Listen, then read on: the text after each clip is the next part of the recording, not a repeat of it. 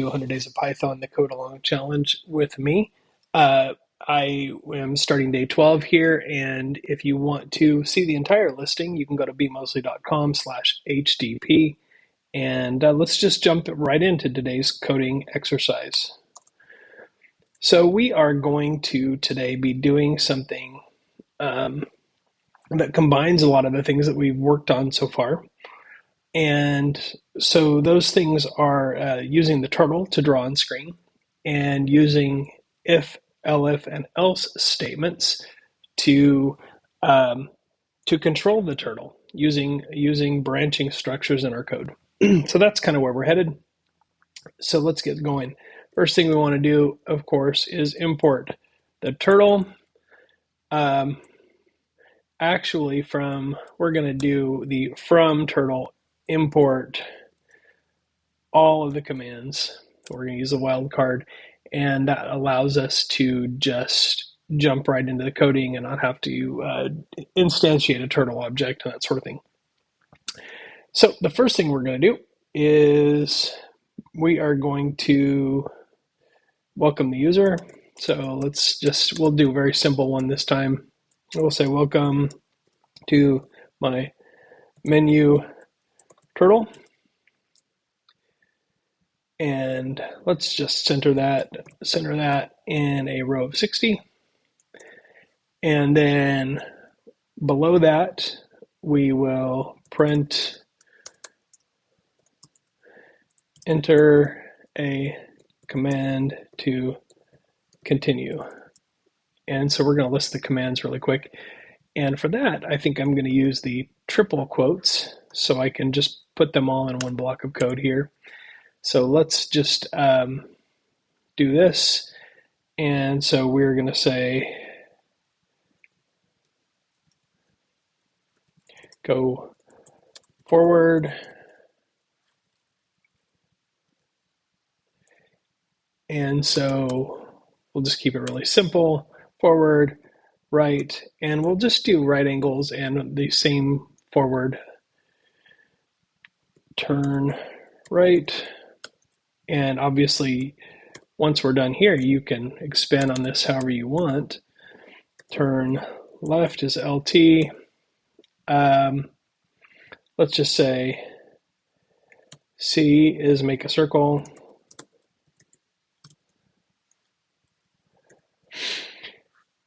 And let's just leave it at that for now. And then we will say at the very end of this, let's leave an extra blank line there. And now what we want to do is str choice equals input. We're going to ask the user what they want to do. So we're going to look for one of those four things. What do you want to do? Oops, we need quotes there because that's a string. There we go. And now what we need to do is branch based on those choices. So we're going to say if str choice equals forward, then we're going to say forward, and we'll go 50. So if they type forward, then the turtle goes forward 50. elif and str choice, we're going to add another choice there, equals rt. Then we are going to turn right 90 degrees. And notice that the thing that we're doing is indented. So we say if this is true, then we have a colon, and then indented line under that is what we do if that's true. Same thing with elif. And now we can have as many elifs as we want here. So if str choice is equal to, remember, two equal signs is the asking, is it true? So we got turn left 90, and elif str choice equals circle, or the C command. Then we're going to write a circle and we will say that one is 100 in size. Okay, and then finally, I want to end with an else. So if none of those things is true, if we enter something and it's not forward, right, left, or circle, then it's a bad command. So we want to say print that command isn't valid.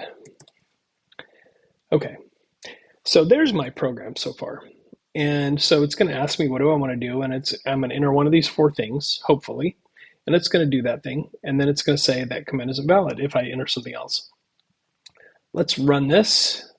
I'll change that to current file. And there we go.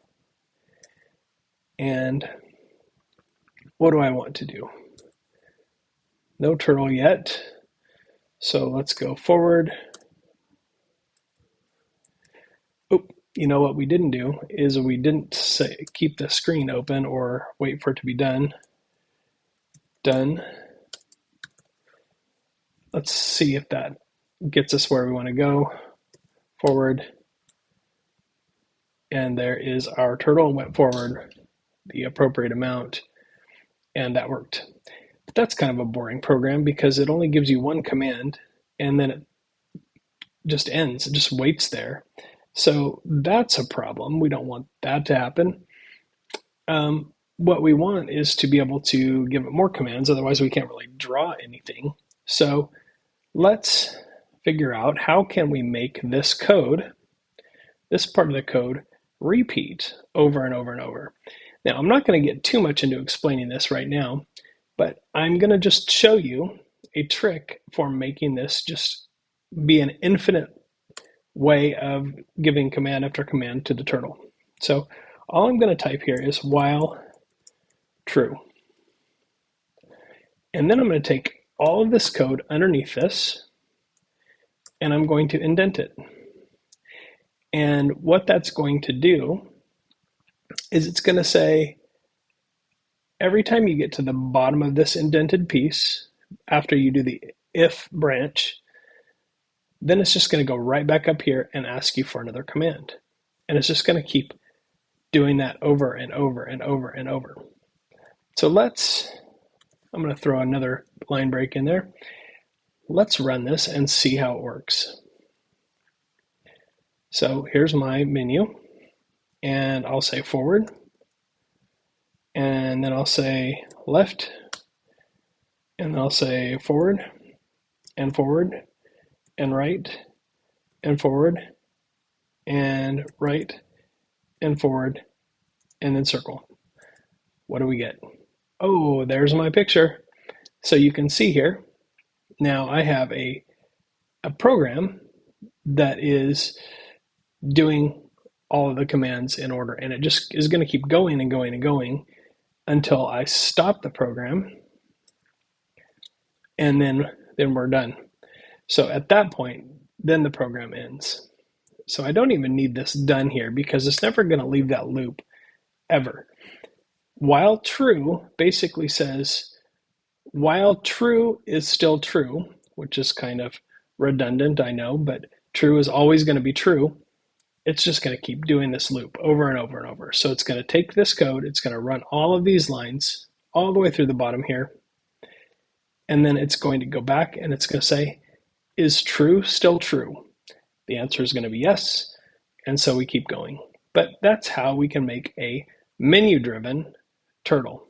I wonder if you can come up with some other commands that you could issue the turtle and add them to your elifs here. Now remember, every if, elif, else needs an if. It's required, always has an if, but you can only have one.